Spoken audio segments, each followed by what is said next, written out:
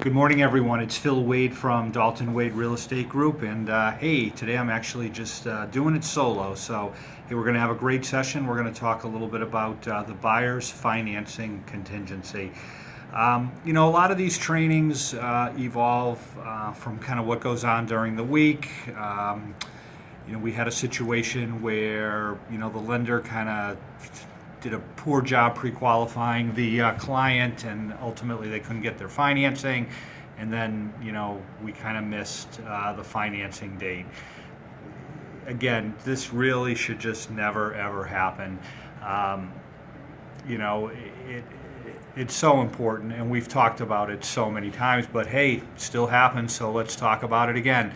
So what is the buyer's financing contingency? The buyer's financing contingency, if your buyer is getting a loan, it basically means that if they don't get the loan, they get their money back.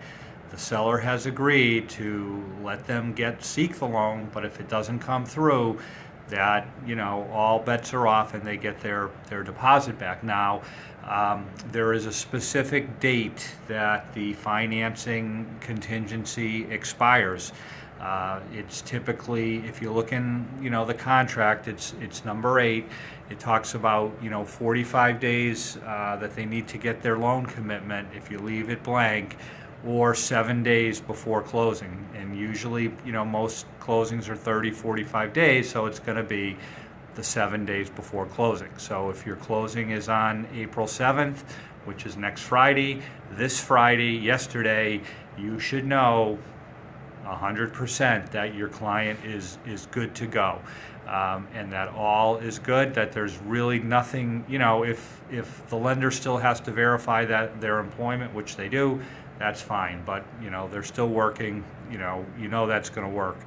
Okay, so what is the loan commitment? The loan commitment is when the lender says to the buyer, hey, I'm committing to give you the loan. They've got the loan. Everything is in order for that lender to make that loan. Sometimes there are, exceptions, conditions that'll be on, the loan commitment. What are acceptable exceptions? Verification of, of employment. Insurance, they need to have homeowners insurance to get the loan.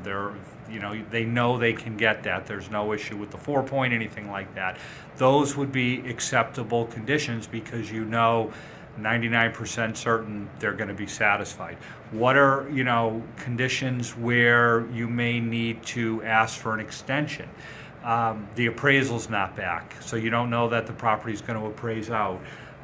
Maybe they don't have the tax returns back, or the lender's telling you it's still in underwriting and it's touch and go. So again, in that situation, you're going to do one of 3 things. You're going to ask for an extension from the seller for their financing commitment, right? So they still have it, but you're extending it, and typically extending the closing date. If they're not willing to give you that, then you need to speak to your buyer and ask them what they want to do. They want to back out, get their deposit back, or do they want to kind of roll the dice, hope they get the loan, and if they don't, then potentially they're going to have to forfeit their deposit. So having that discussion with your buyer, very, very important. Again, it's being in contact with the lender when you get to the financing commitment date. So that week before closing, you are in contact with the lender, like, what is going on? Is this happening? Is it coming through? This is a joint effort. That date just can't come and go, because if it does, again, if your buyer doesn't get the loan, then there's a high probability they're not getting their, they're not getting their financing, they're not getting their deposit back. Okay, so they've got the loan commitment, all looks good. The next step is what's called clear to close. So the lender issues clear to close, everything is in order. They issue the final documentation for the buyer to review, the CD. and then all is good.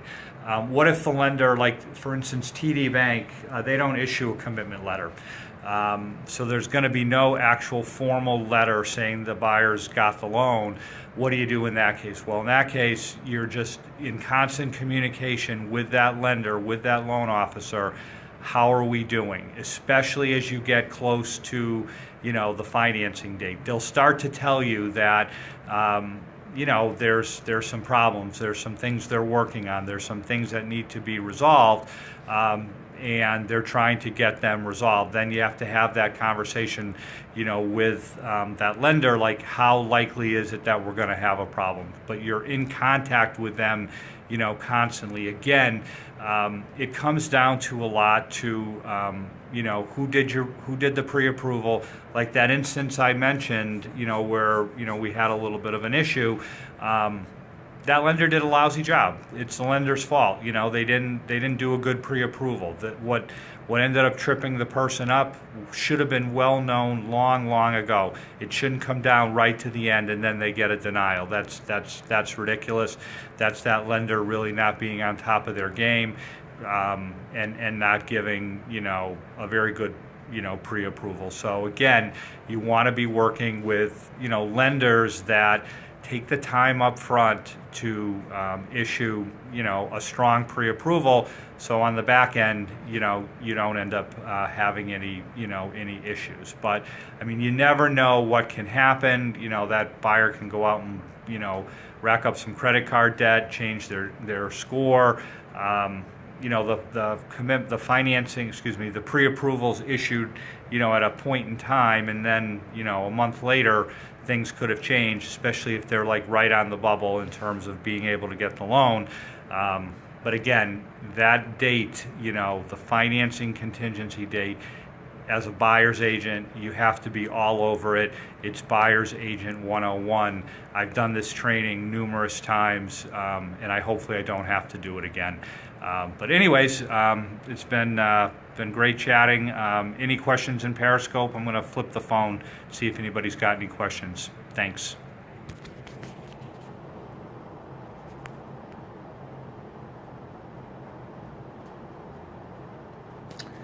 Alrighty, it doesn't look like there's any questions, so we're going to sign off. So remember, it's one of the most important things when you're working with a buyer and they're getting financing is that financing contingency date.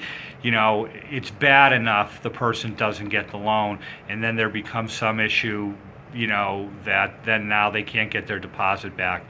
Really, it just can and shouldn't happen. Have a great weekend, and if anybody has any questions about this offline, feel free to give me a call. Thank you.